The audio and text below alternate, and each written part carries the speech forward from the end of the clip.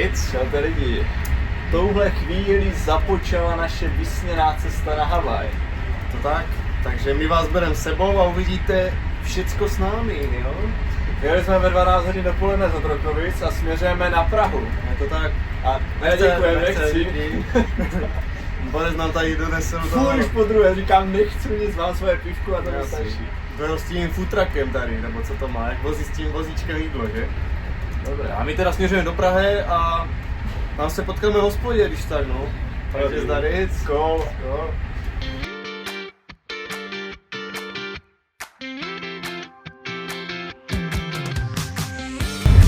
No jo, zhruba hoďka za náma a udělali jsme si tady pohodičku, no. Bude to náročné, nevím, jak vydržím ještě další 30 hodin v letadle. To teda. No Pipine, jak jsi to říkal s tím, že začneme v 8 ráno zítra ten start a cesta nás bude trvat nejdelší den v životě, dole. No, to bude nejdelší den v životě zítra vlastně, protože my vyrazíme v 8 ráno 22. a dorazíme v 10 večer 22. ale kdyby to bude, nebude to jak kdyby jeden den, ale bude to vlastně 3 dny, vole, skoro. Pochopil jste, ne? No, to je složitá vysvětlit, já tady ty časové posuny nechápu. No a zpátky to bude prý 3 dny. No, skoro 3 dny. 3 dny.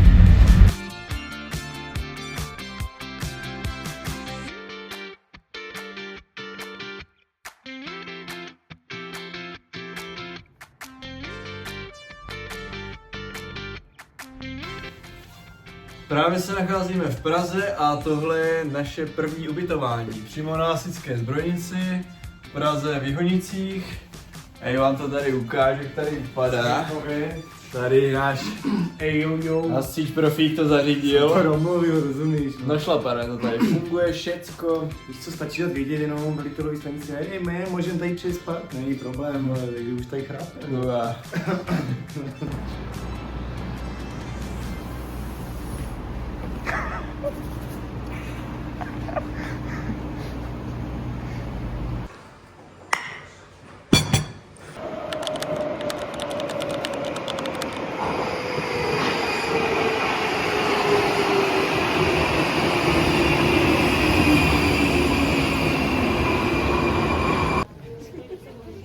Pipine.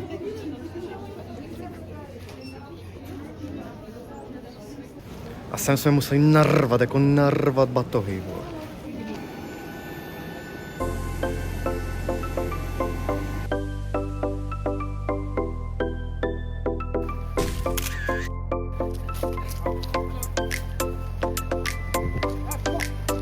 No jo, odvoz. Tak si to frčíme, vole, boltíkem na leti. Přestoupili jsme v Paříži, musíme se dostat z jednoho letiště na druhé. Takže časově náročné, tak jsme to vyřešili Boltem. To tak no, jinak bychom jeli vlakem, ale nemáme tam čas prostě, musíme fakt mít jistotu, že to stihneme, protože jinak by byla celá dovolená v prdeli. Je to tak, Foxík už se nás čeká nedočkavý, tak nemůžeme zklamat. Přesně. No a právě jsme na letišti v Paříži, čekáme na odlet do Calgary. A Pipin už tady smaží. Kurva. Co tady farmaříš? Farmár, vole, rozumíš, vole. Musím to poklíkat, jinak nejedu domů, vole. Takže jsme nabordovaní a čeká nás 9,5 hodiny. 9,5 hodiny budeme sedět tady. Dostali jsme dečku, polštářek. No jo. Šlo by. Starečka. Vlastně poprvé letím letadlem, kde jsou sedadla i uprostřed. Já vám to ukážu vzadu. Dobrý, ne? Ale jako se natočíme časozběr tady u Kínka. Časozběr ne, no. Zase vidíme houbík. No a dáváme si houbídek na palubě. Pěkně chicken, rozumíš? Kuřátko, vole, dezertíček, to není jak u nás doma, vole, to je jiná. No jo, Kanada. Co si o to myslíš, ve? Zima jak hajzo. Tady kolik minus? Minus 17, myslím, bylo. No, tak do teplíčka ho nemalé. Tak jsme v Calgary, ještě jsme se trošku napápnout. Tak jsme si řecké žraso. Posun časový. Nový.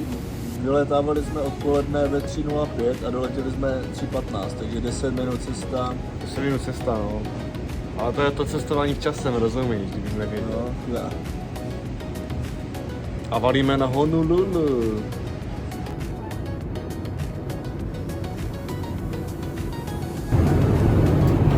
No za chvíli tam budeme. Za chvíli jsme tam, ale A víte, kde jsme v kuchyni? jsme v kuchyni. Mají to tady našlapané.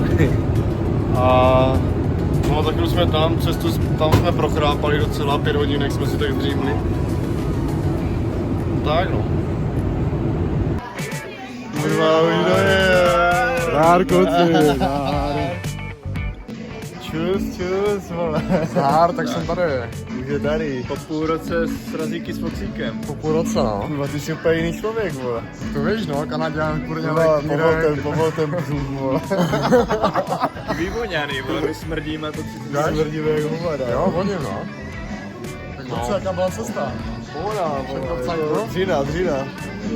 Super. No a co bylo horší, 100 pěcha nebo tady ta cesta celá? 100 pěcha. To je takové, vole, čekáš furt v Tady týdenku. posedáváš, že? No, tak klasicky jak za starých časů, skončili jsme na patníku. Na patníčku, ty vole. Čekáme na bus na ubytko. Je to tak? Výhoda jak prase, že Foxu tady vyzná, už tady byl, takže... I tak se nám stal failos trošku, že jsme čekali na špatného nádraží nebo na špatného nástupiště. To je detail. Jeden bus už ujel, no. Čekáme na Na druhý. borce každopádně já si myslím, že začíná teďka finanční peklo, protože ti, co ví, tak ví, že Havaj je nejdražší stát v Americe. A je to fakt znát, takže já vždycky říkám, že týden na Havaj je to samé, jako 3 měsíce v Chorvatsku. Takže borci vidíte. Tak my jedeme low budget, vole. Jedeme low budget, Spíme no. venku, vole, pohoda. Let's go.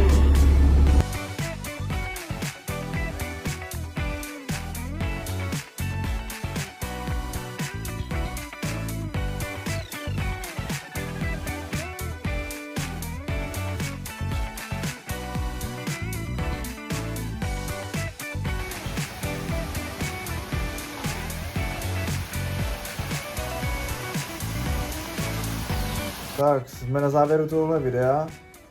Teďka je zhruba 3/4 havajského času. A A my si jdeme pořádně ten prochrápat. se prochrápat, nebudeme si dávat budíka, jak stanem, tak stanem. Přesně. Foxík spí o kousek dál, ten už nebudeme ho budit, takže dobrou. Tak dej ještě ten odběr a nezapomeň, jo. Ale hodem. Sleduj tuto sérii, bude stát za to. Dobrou noc.